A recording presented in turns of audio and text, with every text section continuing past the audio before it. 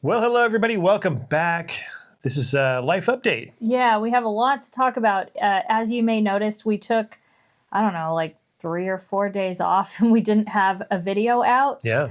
So we just have a lot of stuff to talk about, like what was going on, what is going on. Yeah. Oh man, I forgot. I broke one of my nails. That's how busy we've been.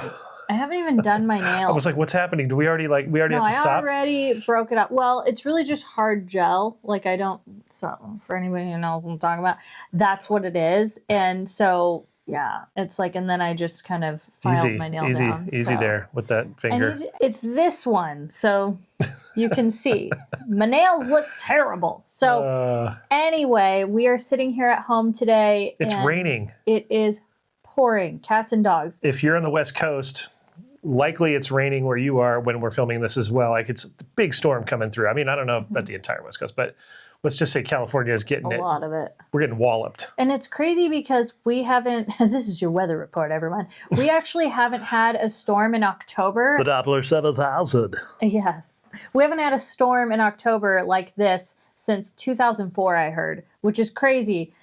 So I trust your research. Well, I just saw it on a reel on Instagram. Let me take that back. I don't trust your research. Listen, sometimes things are right. Well, look, I believe it because it feels like it's been a long time. In October to get substantial rainfall. I mean, this was like kind of monsoonal for us, but it's not a monsoonal. It was like an actual it's winter storm. Normally when we get rain, for the most part, it's kind of minimal. And this was just pockets. It was coming down. Legit. Legit. And, the Halloween decorations, some of you are probably like, what about the front yard? You did the front yard with all that stuff. Well, I kind of had the wherewithal, and I thought they said this was going to be a good storm. So I bagged all the lights, as you say, or as they say, in the lighting industry, Katie. As the kids say. Yeah, as the kids say. Local lady would say, bag the lights. Oh my gosh.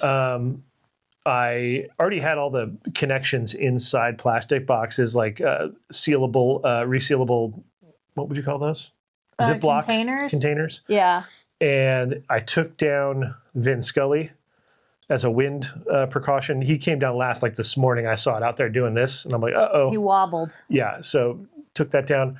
One of his hands actually fell over and got a little bit fractured. Didn't break, but it fractured a little bit. Brought that inside. What else did I do? I just kind of had to do a bunch. I bagged up a lot of stuff. Was bagged up. Yep. So, and, yeah, I'm glad I did because it came down a little bit harder than I thought. I knew it was going to come down, but it was steady. Yeah, it was actually a lot more rain than I expect. Again, we expected a little storm, but they overhype things a lot. But this was a good storm. We even got a evacuation either order or warning. I can't remember which one, but for Malibu because of the burn scar there. Yep. So that was interesting. It just, when I say interesting, I mean, there's nothing we can do about it. So it's a complex feeling because you feel really you just feel bad for whatever's left. You feel terrible because it's it just kind of brings up that feeling of there's nothing you can do. No. And, we knew this is bound to happen at some point, especially after how big that fire was and how much debris and how, if you know the area, it's a bad situation. Yeah. So seeing that alert come up, and I'm still kind of not traumatized, but I'm your heart skips a beat a little bit when you get those the notifications evacuation order, evacuation warning, for Malibu, and then it shows your area. You're so yeah, that happened, and you're just ugh. So we've been tuning into the news most of the morning. What can you really do? It's just a matter of sitting and waiting. It's a little triggering, but at the same time, it's a reminder that, we're going into winter. So that's going to be a thing potentially, especially, closer to Topanga, if you know Malibu at all, the eastern part of it where all the hillsides come right to the road. That's the part that they're worried about, obviously. Yeah. And the canyons and surrounding areas. Yeah, really. There's just a lot. So that being said, we were we got to kind of stay home anyways. We had kind of toyed with the idea of doing our weekly update today. So at that Disneyland, we can, right? Sorry, I should have said that. Yeah. Today at Disneyland. Yeah. But we actually decided against it just from like the driving on the roads. And, I have a piece of furniture that I'm getting delivered and it updated. It was supposed to come tomorrow, but now it's like, oh, it's going to be here today. So I was like, you know what? When you look at all of that and then you see how bad it was raining and how it was going to rain. I feel bad for these delivery dudes. I know. I don't know gals or whoever. It's just like on a day like today, like, man, your job's already hard enough. Yeah. I don't know, it's man. But yeah. I thought for sure, like, if anything, it would be updated as a delay, but it was like, no, it's coming sooner. And I'm like, what? So I don't know. I mean, it is what it is. So we, like Katie said, the Disneyland thing was kind of out of the question. It's kind of difficult in the rain there, especially when it's this kind of rain. It's going to flood out. We got word that it was crowded. Yeah. So we were like, what? I mean, I can't say I was super like, what? I was more like, oh, okay. Because today is an Oogie Boogie Bash. The last time we were there, if you watched our last weekly update, it was kind of chaotic and crazy. And it was an Oogie Boogie Bash. Yeah. Also, I think the fact that Tuesdays are cheaper, I think that had something to do with it. Yeah. So, and there's some attractions that are down. And when it rains, that adds more attractions down. So Alice in Wonderland goes down. I mean, you name it. Per capita per ride, when you have limited rides available, starts to get a little intense. So I'm kind of glad we stayed home today. It ended up being better, but we'll still be there for our weekly update. I think I'm just moving it to another day this week. Actually, I already think I booked it. So we're good. We'll make sure to be there. I heard there's snow on the castle. And if you've been under a rock, which I don't think most people have, the prices have increased there, which is... Yeah. Again, I'm not even shocked. I'm not even... It happens every year. Mm-hmm. Almost biannually now. Almost. It depends on when they do it, but like... What's crazy, though, is they're not really adding value. No. That's been, if anything, they've taken away value. So I see that becoming an issue. And then as far as the Inspire Key Pass, the highest of like the annual passes, they're called Magic Keys for anybody who doesn't know. If they raise it, I think the same rate that they did again, it'll be over $2,000. But I think that's nothing to them. I think the long-term goal is to make the Inspire Key Pass more like $5,000. And Spence, you were even saying, you're like, why don't they just do it now? And I'm like, because they would drive everybody away, I think. I feel like it's pretty complex, but... I mean, I said that out of frustration, like, because when you start to see... I mean, it's been creeping up every year for a while, but when it gets to that point where you're like, wow, like, are you guys really like looking at this objectively? It's kind of crazy. So I was like, yeah, just make it $5,000 now. Come on, Disney, double down. I was like, I was like, so like, come on. Like, why are you trying to hide that you're being like overly greedy? Like there's no need. And they're not hiding it in a lot of places. Well, I heard, I don't know who told me, maybe could have been Dylan, but I think we were talking about how prices in the park have increased too. That as well. So that is just... And it usually goes in tandem as well. I didn't think they could get any higher, though. Like, I genuinely... And then what's parking now? 40? $40 for a regular... And 40. That's not... At least I think. That's... And that's kind of standard if you go to the other theme parks, too. It's expensive to park. I mean, they're... Oh, yeah. I remember we saw signs when we went to... Universal. Yeah. We went for Horror Nights and we were looking at their parking and we were like, this is insane. Yeah. That's where they're getting you. Like some places you go and, they have great dinner deals or whatever, but then they get you on the drinks or they get you somewhere. They get you on the parking. They know you have to park. Yeah. Well, that's like Vegas where the parking thing now. It's like. That's where the Inspire Key, though, that's why a lot of people go for the more expensive pass because it includes parking. Yeah. The thing that I will never get used to or agree with or anything like that is the fact that a kid needs to have an Inspire Key Pass and parking and so he can park his rig. Well, it's just like they should. Taking a stroller off the 5. I don't think a 5-year-old is taking up as much space as an adult. And I don't think they need a pass that costs that much. I feel like that's so ridiculous. But I guess the point is Disney raised their prices again. I heard Inspire and Believe, like the 2 top Magic Keys, are going to go back on sale again pretty soon here. Of course. And I have to say, out of all of the like returning, hey, sales are back, it's the most lackluster I've ever seen. I think we're finally getting to a point where there are so many people that aren't renewing those passes. And if you're one of them, comment below. Like, have they finally priced you out? We say this every year, almost twice a year. And, you know, you keep getting those people. But then again, what happens is there's new people that will find value. And the cycle repeats itself. The company probably prefers to let, the old ones simmer off. Right. And have new ones infused that probably weren't there in the 70s, 80s, 90s, who don't know the difference and aren't going to complain and go, hey, where's the value that I used to get? Right. They want the new batch so that they can just be like, hey, well, a churro last year was $8.75. They're less likely to compare. Well, the comparison for them, it's just they've only come so far. So it's like, oh, the churros were $8.75. Now they're $9. Oh, well, inflation. Love Disney still, who knows? And it's one of those things that, like, when people ask me on a personal level, are you going to get priced out? Are you going to stop?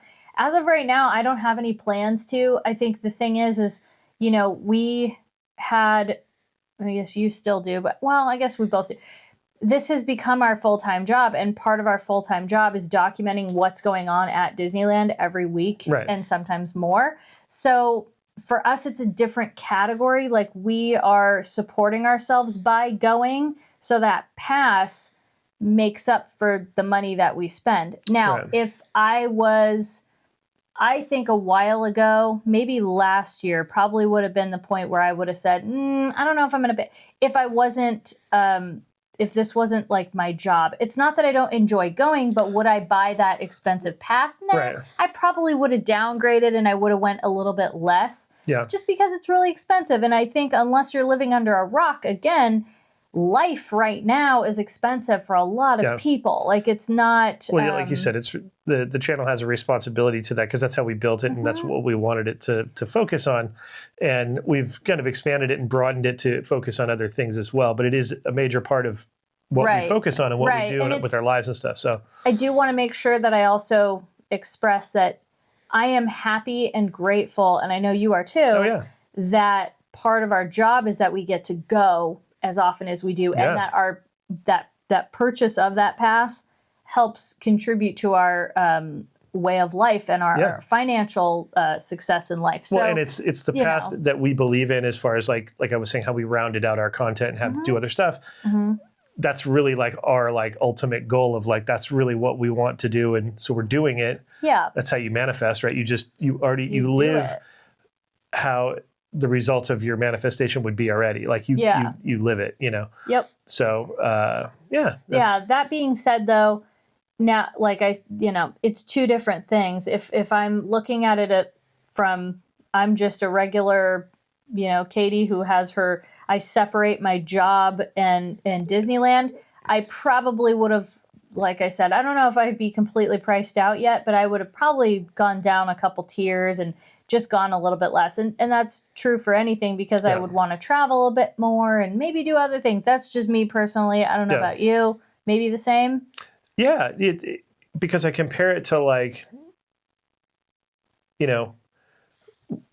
there's a little bit, there's a little bit of lack of value in certain areas that we've noticed. Not enough to drive us away, but enough but enough to make us kind of go, hey, would you rather do this today than go to Disney? Yeah, that'd be cool, actually. You know what? It's definitely made us open our eyes into, and it would. Yeah. But again, I'm so happy and grateful that we get to wake up and get to document Disneyland. Oh, yeah, and it's cool. I like being able to share our honest opinions, no matter if it's good, bad, happy, sad, ugly, pretty. We share it all. And then I think the other thing we get to do is we make people feel like they're there with us. And I really enjoy that. I think that's so much fun. So that's always been the idea to come along, Yeah. It's like they say, do do what you love. And I actually feel like we're doing what we love, and I'm stoked about it. Speaking of jobs and working, like I said, that was a segue, everybody. That was a pro segue. Just as long as I just wanted to note that. Thank you. I'm gonna give it I'll give it an 8.2. How's that? It's way higher than an 8.2. I'm just saying, I've witnessed segues that were so subtle that the director wasn't even catching it. So just saying. I think that was a 9.3, but tomato. All right, I'll give you an 8.6. I still think I'm in the 9 category, but whatever. Back to that, we, like I said in the very beginning of the intro, we were gone on YouTube. Like, we didn't post for, I don't know, it was quite a few days. It felt like a lot longer for us. It did. Long enough for me to have a sip of my Mexican Coke. 1 second. The good stuff. What happened was, as you know, we don't, like I said, YouTube is our main source of income, but we still work. I don't know, like other things. Like, you work for YouTube, or we work to put content on YouTube. I still get stage managing gigs here and there. And then painting stuff comes up. You have gigs that you do, family gigs and other things. Yeah. Painting gigs, whatever. Mm-hmm. We just, we're just those types of people. I don't know. So the point of this is that's what we were doing. We actually had a job that was, it was Spencer painting, and then me kind of, I don't know, managing it. I don't know. Yeah, well, assisting and managing and choreograph. I don't know what you would call it, but that was my job. Yeah, it was basically a music festival that was happening down in San Diego called Night Hearts, and it's like an EDM type of thing. Electronic music, for folks that don't know. By the way, I'm going to interject here. If we describe any of this Night Heart stuff incorrectly, I'm going to pre-apologize, because it's not our forte. Really, while we did look it up and we knew what we were doing for the job, that doesn't mean we understand completely every avenue. So I just, again, I tend to do that where we offend people. I think, what was it? Remember, it was we were in Vegas, and we just saw the crowd of people going into, forgive me. Electric Daisy Carnival? No. This was, they were... Oh, there was a concert. There was a concert, remember? And I was like, oh, they're little teeny boppers, because that's what we saw. Well, the demographic it's a young demographic for that band. But apparently it's not. That's where we were completely wrong. Yeah. And I didn't know that. Oh, it was the K-pop band. Yes. I forget what it was called. Anyways, her point is that, if we say anything that sounds like we don't know what we're talking about, but he just did it again. He's like, oh, they're all just young fans. And it's like, no, that's absolutely wrong. Well, no, that was our assumption. But that was our assumption. Yeah. And so we didn't know. But my point is, if we do that again, I just want to pre-apologize. We're not trying to be like jerks, and we're not trying to offend people. We just don't understand. I know about old school electronica and stuff like that. But we did try to look up, obviously, because we wanted to share with everybody, like, the hashtags and all that stuff. And then I tried to look up as much as I could, as well as you did, the artists. Yeah. But again, I realized even just yesterday, I was like, wow, I really didn't understand this part of it, that part of it. But in a nutshell, it's electronic music, DJ oriented, based, and then some other performance elements that are added because the DJ thing has expanded, as far as that genre goes. And it was a 2-day festival. 2-day festival, first time festival. And for this, location at the, what was it called? Snapdragon. I keep thinking, San Diego Spreckles, I get mixed up. Snapdragon Stadium, which is the site of the former Jack Murphy Stadium where the Padres used to play. Anyways, this is where it was. And so our job was to create some kind of scenic art, in a sense of, they wanted, the first thing was that they talked about a bus that we were going to paint. And the job came in, by the way, a little bit last second. It was a last minute thing. A little bit. As far as our inclusion. Yes. Our inclusion was kind of last minute. So because we found out it was bigger than it was supposed to be. Right. So it was like, oh, and then you got the call. Yeah. But it was they wanted a gritty, dark graffiti look, like legitimate, almost like the subways in the 70s and 80s, and the subway stations with the tile and the dripping, gross, ugly, really dark, the underbelly of graffiti, the stuff that people don't like, really, essentially, is what they wanted. Because there's a difference between street art and graffiti. Well, yeah. So that's another, like, when you say that, sometimes but even in this form, confused. there was graffiti that they did not want. They didn't want the glossy, pretty, awesome, show off your skills. Like a piece. No. When you see this footage of this stuff, understand that that's what we were trying to achieve. It wasn't trying to, do the prettiest thing we could do with spray paint. And that's the thing about these jobs or things like this. You're not going to go do your... It's not show off surf. Yeah, it's not show off surf. It's not do your geometric thing. I got some in there. Well, don't get me wrong. You had a little bit of, but the point is the call was, hey, we need you because you are a graffiti artist, we need you to try to execute our vision creatively with your skills. And that's what it was. Yeah. So we were also told that it was an overnight thing. So that was, so it was like, getting packed up. Scramble and go. We had just finished doing the yard and finishing that video of the yard and everything. And it was like, we got to go. But, and it was supposed to be one day. That was the other thing too. It was going to be an overnight thing, but it was still, the work was going to be one day. But again, it expanded again. So we ended up going a day earlier. Yeah, we got down there. A festival of that nature, it's outside. It was in the parking lot area of that stadium. And they set up a giant stage and all this, the truss and the scenic for that. Huge. And, huge area for crowd, obviously. And then the big towers with the lighting and the lasers and the fire and all that stuff. And then some vendors and things in the back.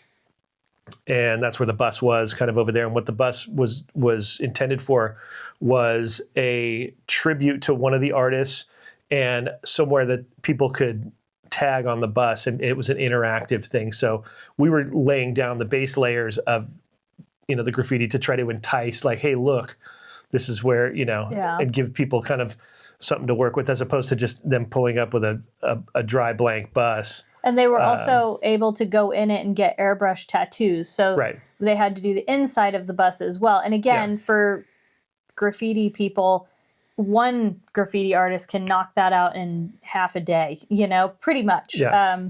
So that was like kind of, I think, the original thing. But the other thing that they needed to do was do all the scrim that lined the entire outside. It ended up being 900 linear feet. Yeah, basically it was a giant driveway, an access point for from both directions. For all the, people attending.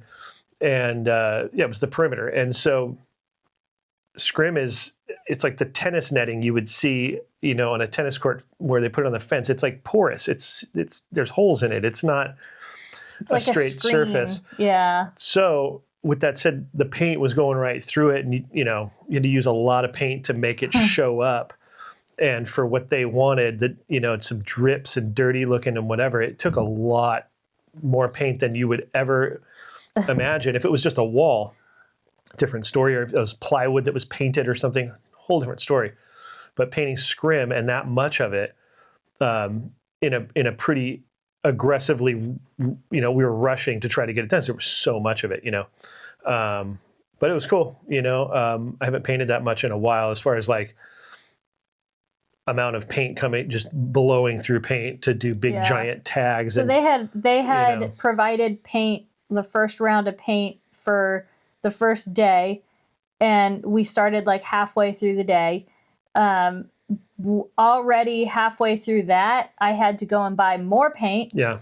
Another round of paint. Well, that wasn't even half of it that was done. And the reason being was that scrim, only certain colors were really popping off of it. Mm-hmm. And we needed more of that. And we had kind of had a nice melange of different colors, but like it was like, oh wait, no, this works. We need this because we're running out of this because this is all we're using. Right. We're using like, red, white, this weird yellow, some green, whatever. But pastels. There was also, once it got dark, we realized they had red lighting that illuminated this whole area where this fence was with the scrim. So then you had to take into consideration, well, certain things were canceling out because it was red lighting. And it was just, It was a lot. And it was a lot because, again, you only had a day and a half. Like, that was it. Yeah. There was no, like, the show was happening on Saturday morning. Yeah. Come heck or high water. So. And really great people running it. Super awesome. Like, they knew what they wanted. And, there was a few notes here and there, which is typical of anything creative that's happening. They're running a giant, huge festival. So, the fact that they're so cool about everything is like, that's awesome. The other artist that was there was Phobic. Shout out Phobic. Amazing. Probably one of, I've known Phobic a long time. Probably as long as I've known Kurt Cobain, maybe even longer. I'm not totally sure, but LA kid, Hollywood kid, put in his time, and he's, still putting in his time, and just a great guy to work with and to be around to chill. Like, we chilled. So talented too. We chatted for hours after at the hotel, just hanging out and, talking story and all that good stuff. And it's always nice on those types of things where there was a little bit of pressure and a little bit of like, hey, we got to get this done. And like, we got to okay, you do this, I'll go do this. And we split up and just, do our thing.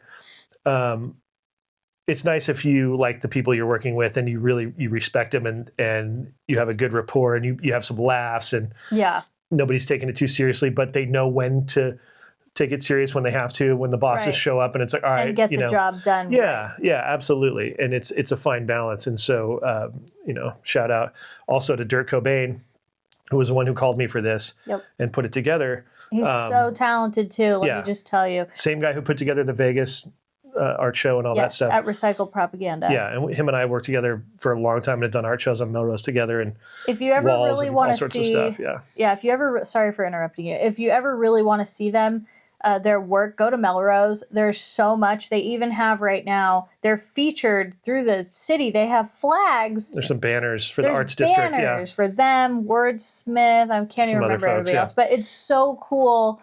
Phobic is known for his cats. So he got to put some of those in there. You did some surf tags. You even threw my name in there. Yeah. We kind of threw everybody in there. Skrillex. It was a lot of like the big headliners, the artists. Like, it was a lot of repetitive stuff like that, but it was to celebrate that. I mean, it was awesome. It was so cool. It did definitely make it a little easier to have words to be able to put up there. Yeah. And use all the artists' different names. And then there was a couple other things we were putting on there. Geotags and symbols. Yeah, some stuff like that. Because when you're trying to make it look like a place that has been graffitied and tagged for, weeks on end type of thing, and no one's doing anything about it, it's just starting to layer up. It takes a bit to do that. You know what I mean? Yeah. And to get the balance right of like, you still want to see what's behind the, you don't want to completely cover up what you did, but just enough to know that there was something there. And we had like grease pens and little stuff, all different things to do, make it look organic. I think you guys were able to do a little bit more on the bus because it's a flat, hard surface versus that scrim was, I think, the biggest challenge. And again, it was 900 linear feet. Yeah, 900 feet along of that, which was amazing that you guys pulled it off as well as you did. Yeah, and I guess that would include those entrances because there was entrances that I think went in and we had to cover those as well. That's why I said plus because I don't know, but it looked like the event was a success. We saw a lot of social media with it, and it was just, wall to wall, sold out both nights. It looked like it did. Those kids look like they love that stuff. I say kids because I'm about to be 55, so anybody under 55 is a kid. All right. Heck, even people outside. And look, and if you ask them, hey, what's old to you? They'd probably say 30. So let's be fair. It was definitely, like I said, it was a pinch me moment. And just listening to their sound check and that part, by the end of the day, there was a rainbow. Yeah. Oh my gosh, it was just amazing. We got the sound check was rad because it was dark. Yeah. And by the end of the night, the sound system was just incredible. Oh my gosh. I was riding my scooter around because I was finally done and I was like packing stuff up and running over to the restroom and then back and cruising my scooter through where in less than 12 hours there'd be thousands of kids just jammed in and I was cruising around. Oh, it was so great. cool. Like I said, it was a total out of body experience to be like, wow, this is like work that we get to do. Yeah. And, you know, especially for you, like I was just kind of assisting and doing my thing and like, but you know, jumping in when I needed to. But it was an important role because we needed a third. Yeah. And it's like, that's how you have to delegate. It's like, you know, television's like that too, where, you know, stage managers, we always had somebody assisting us because we were just too buried to be able to do the normal things that we have to go do. Yeah. And so it's helpful. And you know that game because you've been to so many painting situations with me, and we've done so many walls together now. If you think about it, it's kind of wild.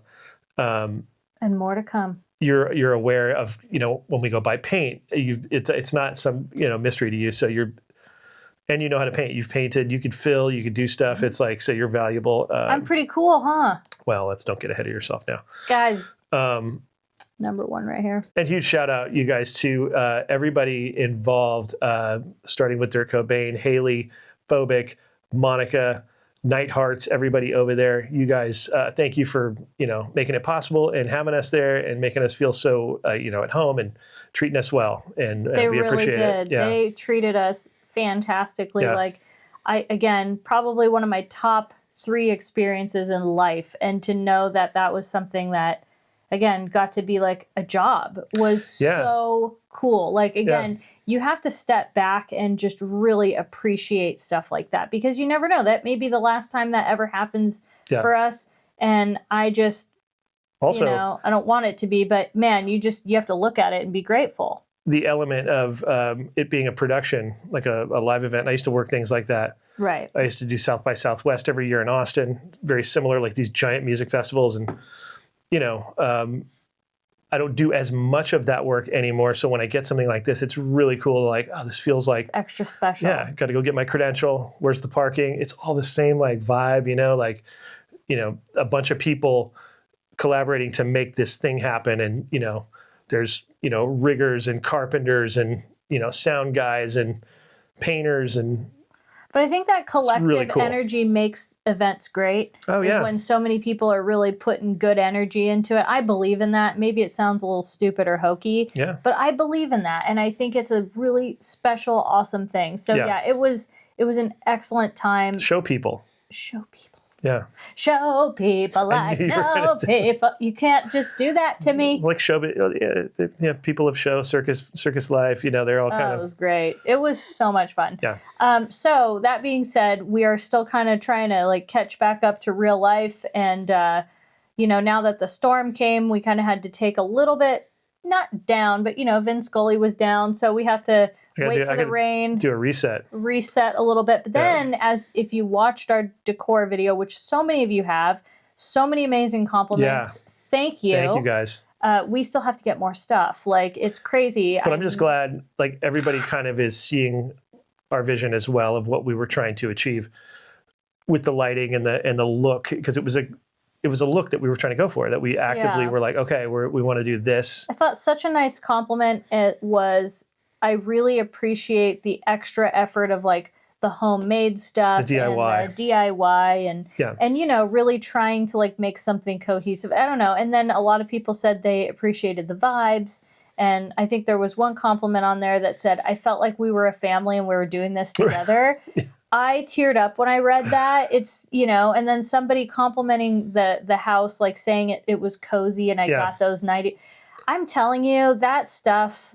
Well, I mean, that's the idea when we do this because. Yeah, but like the fact that you see it. A lot of times. Oh, sorry, I just hit my mic. It hit me in the heart, though, in a good way. It's because a lot of times we've always come from this place of, you know, say we're at Disneyland or whatever, and we just try to kind of like let it roll and just kind of give you the point of view. Right. As if that's you, you know what I mean? And we've always done that. And I think we don't even think about it really. We do it in the other stuff that we do as well. So, you know, letting everybody hear everything and the you know, it's just kind of, it's standard practice for us, but it's cool that people get it and they understand it, you know? Like the fact that, you know, like I said, we were getting people saying that. And I don't even care how many views things like this get because we're passionate about it. We love it. And like, there may be 1,000 people that only watch that video, But if those 1,000 people get good feels from it, and they like it, it's like, man, that's so worth it. That's so worth it to me. I don't know. And then eventually maybe it'll get some traction. I don't know. But like our goal is to just do that. And I feel so grateful that we get to. Yeah. And that's basically our update of what's been going on, our life update. Yeah. In detail. You know, we try to do these here and there. It's like there's the Disneyland update, you know, and then there's this kind of life update, which this one is a little less frequent because, you know, we're not always that active and have all these cool things going on in our life and like make us look super cool. But yeah, I hope you guys enjoyed it. Thank you to our members. Thank you to our Patreons. And thank you for watching. We will see you guys next time. Best life and beyond. Bye-bye, everybody.